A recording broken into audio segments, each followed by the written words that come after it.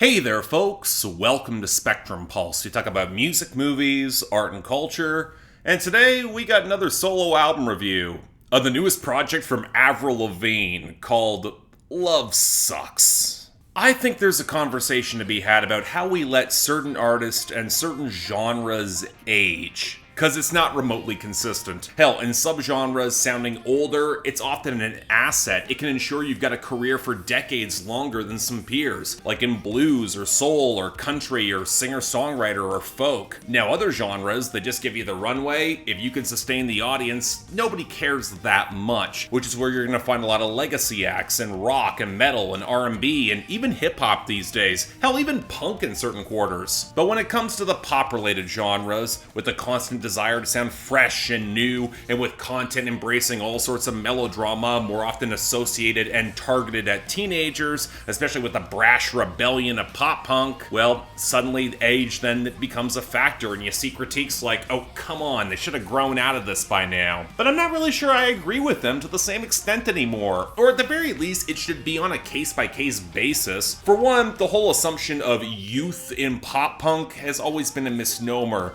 not just because of the older acts producing and writing a lot of it, but with certain sounds being nostalgic and cyclical coming back in, it would be kind of weird to tell someone who inspired a sound not to come back to it just because they're older, especially if the music works and there's still an audience that's for it. Now, secondly, there often is that audience. Just because we all got older doesn't mean there aren't folks with nostalgia for their reckless days of youth. It's not like pop culture has been building several franchises for decades now to multiple generations of it. Hell, for millennials in particular, it seems particularly disingenuous to deny our generation job progression and further steps towards the traditional path of adulthood, and then attempt to shame folks for clinging on to pop punk that we liked as teenagers. Give us this. Now, thirdly, are we really going to ignore the entire past decade of acts in the 2010s underground who actually took an older, more textured view of pop punk, proved that you could take an older eye to the genre, oftentimes building off what a lot of those in the 2000s? And then there's Avril Lavigne herself. And I'm gonna say it,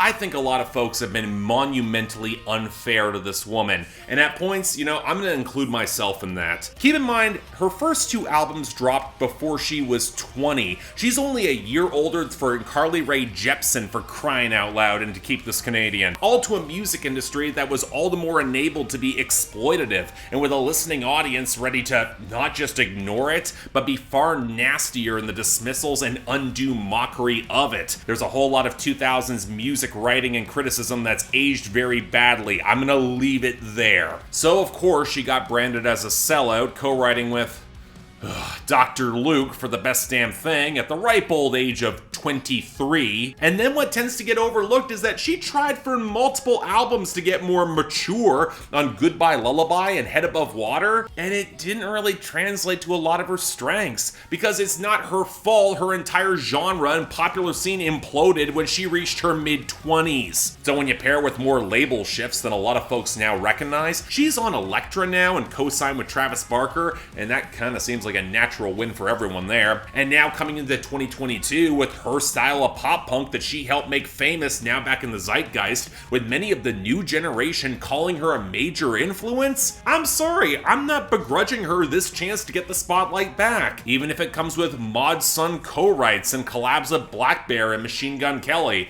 as well as a song with Mark Hoppus, co-frontman of Blink-182. And it's very interesting how the male acts don't seem to get this volume of timbre of criticism, despite being a solid decade older than her. But you know what, at the end of the day, it ultimately does come down to the music. Does Avril Lavigne's return to pop punk live up to anyone's expectations? Well, yes and no. Let me get this out of the way now. Even if nostalgia is a factor, and I can say I enjoyed this a lot more consistently than any Avril Lavigne album since The Best Damn Thing, it is a project that had me thinking that it should still be better. And for the most part, it has a lot less to do with Avril Lavigne herself, and more to do with the producers and the architects that's driving the genre's comeback, mostly because with the sharp contrast of Avril Lavigne's early work to this, of which I am a fan, it exposes how it falls short. Not that this album is bad, again, maybe it's just nostalgia talking, but I generally think this is pretty decent, outright really good, but it's also not Let Go or Under My Skin, and given how just familiar with that material that I am, I can pinpoint exactly why Love Sux isn't quite as great as it should be. And really, that begins and ends with Travis Barker's production. He's got credits on about 2/3 of the album in comparison with Mod Sun and the industry veteran John Feldman. And it's the tracks from Travis Barker that really expose this problem. And the problem is the compression. Yeah, the guitars are very loud and brash right at the front of the mix, and Barker might be one of the best in the industry integrating modern trap touches with his live drum kit, and yeah, he can stack up the hooks for days and make sure they really pop. The piano spraying off the noisier riffs and the massive drums on the title track, great example. But when you realize that the bass lines are chronically underserved to drive any sense of real groove, or that the buzzy layers will just oversaturate the mix, Cannonball and FU are really rough in that regard, or just how piercing Avril Lavigne's vocals can sound, or how the drum timbres themselves can feel a little bit underpowered or clipping the mix as they struggle for air, and that's not even getting into the fake hand claps, you realize that Travis Barker is just importing a lot of the same problems that he gave to Jaden and Willow, and even Machine Gun Kelly, and they're just all the more glaring at this point, especially when you have such an easy comparison to what Avril Lavigne did before. Because if we're being brutally honest, neither Let Go nor Under My Skin have great production. The Matrix were good at what they did, but they weren't exceptional because they didn't need to be. It's more workmanlike than anything else. But I gotta say it, at least those albums understood how to balance the bass and place Avril Lavigne's powerhouse vocals in a place where they had room to breathe. There was more of a sense of dynamics. And when Travis Barker steps away from the production for the ballads like Avalanche and Dare to Love Me, with more strings and piano integrated, the contrast is kind of glaring. I'm not saying Feldman is delivering top-notch production here, because he really isn't, but it just sounds a lot more consistently competent. And when you factor in a really breezy runtime clocking just over a half hour, it did have me wondering just how much Travis Barker's involvement with this might be kind of mercenary. Nab a swath of credits, cash in on the nostalgia, rather than deliver a more refined album for Avril Lavigne, especially when, again, she's co-signed to his boutique label. But that being said, I have heard Travis Barker's formula fail a lot newer, less experienced artists before, and there's a part of me that thinks that Barker himself might be getting shortchanged with this approach. It's not like his kit sounds consistently good on this project, especially the cymbals and the kick drum. It might be that he actually realized very early on that his biggest asset, and indeed the reason to check out this album for any reason in the first place, it's Avril Lavigne herself, who quite frankly blows the majority of folks in the scene right now out of the water. She's always had this huge voice with a ton of bratty personality, and while that's been tempered with age, Bite Me is a great example of that, in terms of sheer belting firepower, there's very few right now who can compete with her. Now that's absolutely a double-edged sword. Even if she can cut through an oversaturated mix with ease, voices that are this huge are very tough to produce well. The overcompression can make certain frequencies sound incredibly shrill, and you can easily tell whenever they've slightly lowered her volume to make Machine Gun Kelly, blackbear, or Mark Hoppus even sound like they can be in the same room with her. And even then, I'll say a blackbear on Love It When You Hate Me, he's just blown off the stage. Now MGK on Boys Lie and Mark Hoppus on All I Wanted, they both fare a little bit better because they actually have some vocal texture to add some weight to their pickups, and unlike a lot of folks, I've never really hated MGK's singing, even if it is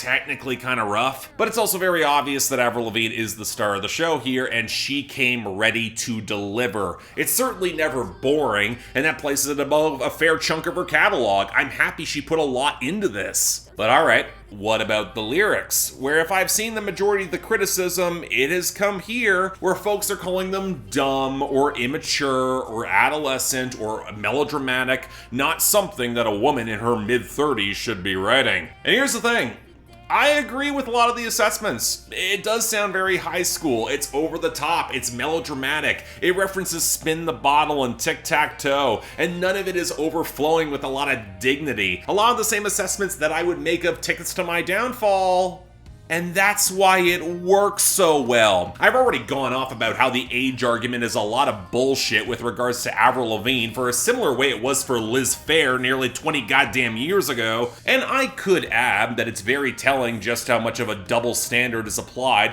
where a lot of stereotypical masculine writing can come straight from the penis and never quite receive an inch of criticism for being called immature, or hell, you know what, I could highlight how a considerable majority of people in general, they might get older but never grow up. But let's ask another question. Let's approach this in a different way.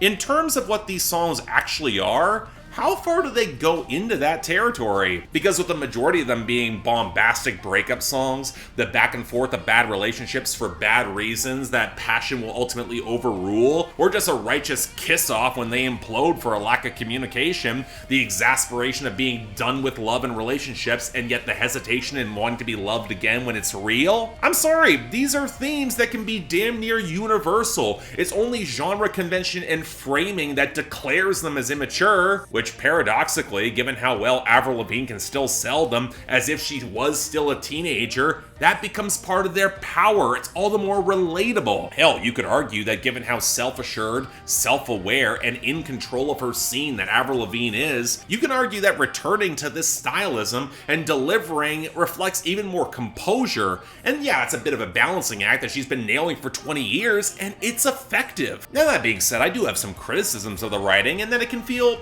a little broad, a bit generic. Avril Lavigne's writing is always painted in broad strokes for a lot of popular appeal, and it flows really well. She's got that knack for punchy writing, but a little bit more flair and detail could help these songs pop off the page a bit stronger, I will say that. But at the end of the day, it's hard for me to deny that this album does exactly what it sets out to do and has a lot of fun getting there in a streamlined package. I wouldn't even call it amongst her best, or I'm not even sure I'd call it great. The production holds it back, and I'm not sure the best songs have the sheer spark of magic that would have made them so potent 20 years ago. But even outside of nostalgia, I think this will work for both the kids who recognize the influence and the adults that eventually came back around and realized that Avril Lavigne, she really deserved a lot better than what she got. It's not revolutionary in pop punk, and maybe some of this is just me being able to meet this where it is, kind of why I still defend Tickets to My Downfall. I kind of get that album. And you know what, some of it might just be Avril Lavigne's personality that really shines through, but I still think this is good. And her being back properly, that's a net positive. I'm gonna take that as a win. Good stuff. Check it out. So yeah, thanks a lot for watching. If you'd like to like and subscribe, I'd be very grateful. I'm a little surprised I'm doing this as a solo review, but hell, I did it back in 2013. I've been talking about Avril Lavigne nearly 9 years, oh my god. But hey, if you want to give this a proper listen, please go do it. It's actually a good album. I had a lot of fun with it. And hey, if you want to argue with this, have fun down in the comments below. If you'd like to like and subscribe while you're there, I'll take that.